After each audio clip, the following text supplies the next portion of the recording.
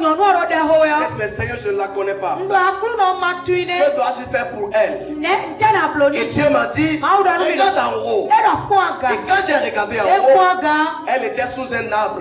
Et quand j'ai regardé en haut, j'ai vu un gros cadenas accroché au mur, accroché à l'arbre.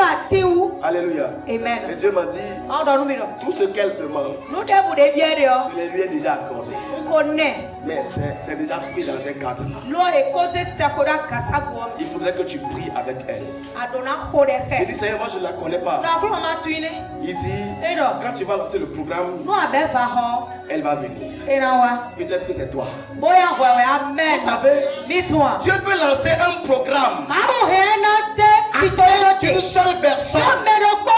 Dieu peut convoquer un programme à cause d'un seul homme, à cause d'une seule femme. J'ai vu une femme prier. Je ne la connais pas. Je n'ai pas vu son visage. Et Dieu m'a dit, prie pour elle avec un cadenas.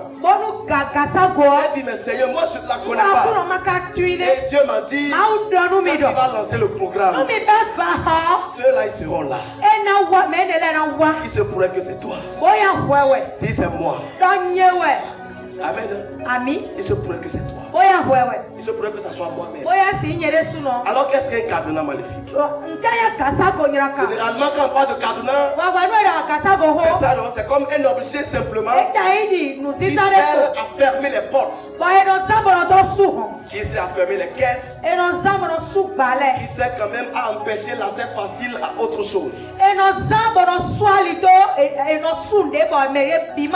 Quand je ne veux pas que tu rentres dans ma maison sans mon consentement, je vais mettre un cadenas et bloquer mon portail, bloquer ma porte et garder la clé sur moi. Aussi longtemps que tu ne m'as pas rencontré, pour prendre la clé de ce cadenas, tu ne pourras jamais avoir accès à la maison que j'ai bloquée. Alors le cadenas n'est pas simplement un objet physique utilisé pour fermer, pour bloquer les portes. C'est au-delà de ça, c'est plus que ça. Bien aimé, c'est plus que ça. Il y a quelqu'un, c'est plus que ça. Alléluia. Le cadenas n'est pas simplement un objet avec lequel on ferme les portes.